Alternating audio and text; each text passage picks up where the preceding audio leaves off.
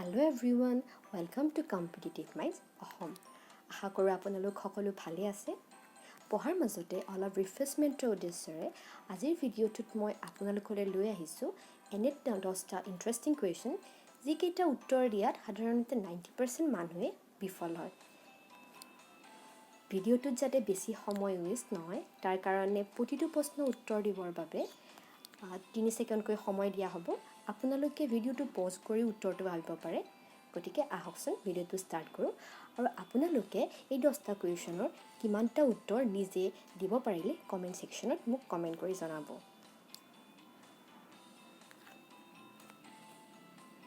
First question, কোনটো বস্তু মানুহে জীৱনত দুবাৰ বিনামূল্যে পায় কিন্তু তৃতীয়বাৰৰ পৰা নাপায়?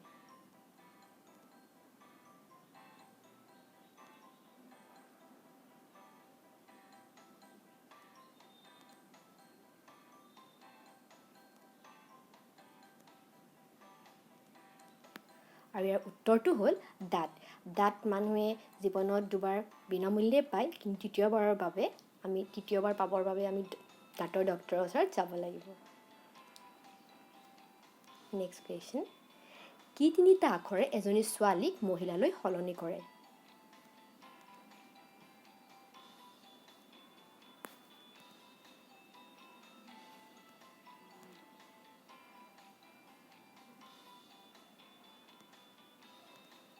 আৰু সেই তিনিটা আখৰ হ'ল ব, অন্ত্যেষ্টয়, স অৰ্থাৎ বয়স। বয়স হোৱাৰ লগে লগে এজনী ছোৱালী মহিলালৈ ৰূপান্তৰিত হয়, মহিলালৈ সলনি হয়। নেক্সট কুৱেশ্যন, এইটো কি বস্তু যিটো তোমাৰ হয় কিন্তু তোমাতকৈ আনে বেছি ব্যৱহাৰ কৰে?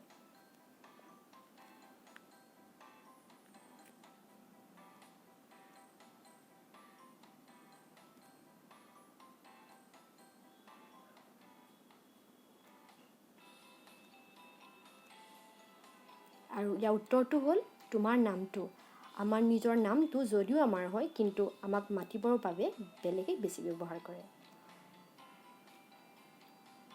নেক্সট কুৱেশ্যন, ধৰি লোৱা তোমাৰ হাতত 10 টকা আছে। সেই টকাৰে এনে কি বস্তু কিনিব পাৰিবা যিয়ে এটা কোঠালি ভৰাই দিব?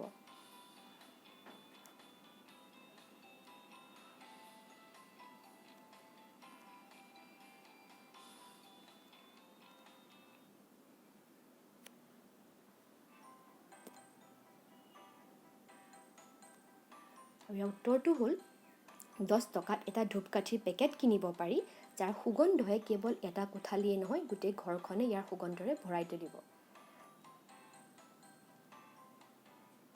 এজনী ছোৱালীৰ তাইৰ প্ৰথমটো জন্মদিনত বয়স আছিল 8 বছৰ। এইটো কেনেকৈ সম্ভৱ?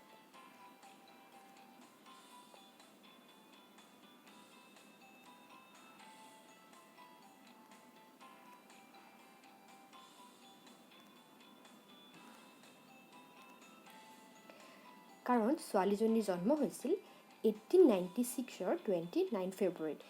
1900 ইয়েৰটো 1900 চনটো লিপ ইয়েৰ অৰ্থাৎ অধিবৰ্ষ নাছিল, কাৰণ কেৱল 400ৰে হৰণ যোৱা বছৰটোহে লিপ ইয়েৰ হয়। গতিকে পিছৰটো 29 ফেব্ৰুৱাৰী পৰিছিল 1904 চনত।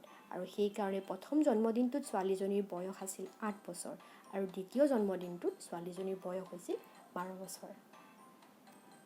নেক্সট কুৱেশ্যন, 1889ত জন্ম হোৱা মানুহ এজন এতিয়াও জীয়াই আছে। বৰ্তমান তেওঁৰ বয়স মাত্ৰ 33 বছৰ। এইটো কেনেকৈ সম্ভৱ?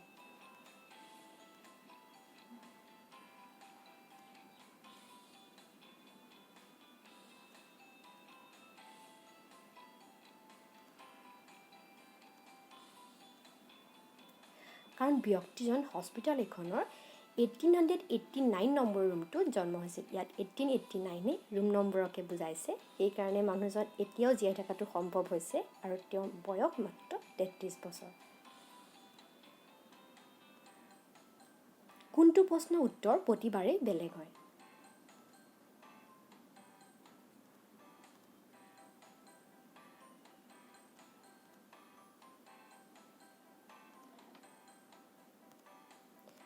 আৰু উত্তৰটো হৈছে এতিয়া কেইটা বাজিছে। এই প্ৰশ্নটোৰ উত্তৰ প্ৰতিবাৰেই সলনি হৈ থাকে। এইটো কি বস্তু যিটো হাত ভৰি ব্যৱহাৰ নকৰাকৈ ধৰি ৰাখিব পাৰি?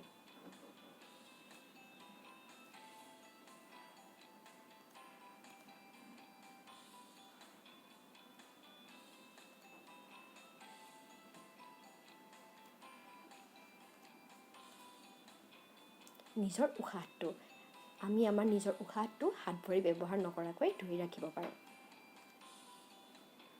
কোনটো জন্তুৱে গাখীৰ আৰু কণী দুয়োটাই দিয়ে?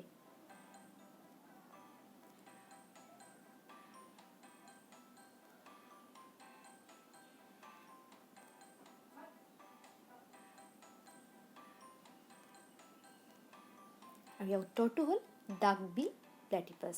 আৰু এই জন্তুবিধে গাখীৰ আৰু কণী দুয়োটাই দিয়ে আৰু ইয়াক কেৱল অষ্ট্ৰেলিয়াত পোৱা যায়। মানুহে মোক খাবলৈ ক্ৰয় কৰে কিন্তু কেতিয়াও নাখায়, মই কি হয়?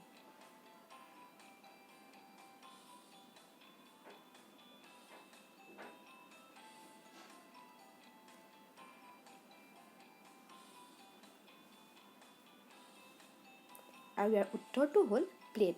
প্লেটখন মানুহে সদায় খাবলৈ ক্ৰয় কৰে, কিনে, কিন্তু তাত মানুহে বস্তু লৈ খায়হে, প্লেটখনত কেতিয়াও খাই নাপেলায়।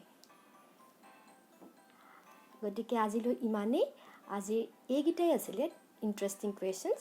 আৰু আপোনালোকলৈ এটা কুৱেশ্যন আগবঢ়ালোঁ, যদি আপোনালোকে ইয়াৰ উত্তৰটো পাৰে মোক কমেণ্ট ছেকশ্যনত কমেণ্ট কৰি জনাব। আৰু এই প্ৰশ্নটো হ'ল, কোনটো ঘৰ বা অট্টালিকাৰ আটাইতকৈ বেছি কাহিনী থাকে? আজিলৈ ইমানেই। ফ্ৰেণ্ডছ, আমাৰ GK ভিডিঅ'ৰ লগতে এনেকুৱা ইণ্টাৰেষ্টিং ৰিফ্ৰেছমেণ্টৰ ভিডিঅ'বোৰ আহি থাকিব, গতিকে চাই থাকিব competitive minds Assam. Thank you so' much guys for ৱাচিং দিছ ভিডিঅ'।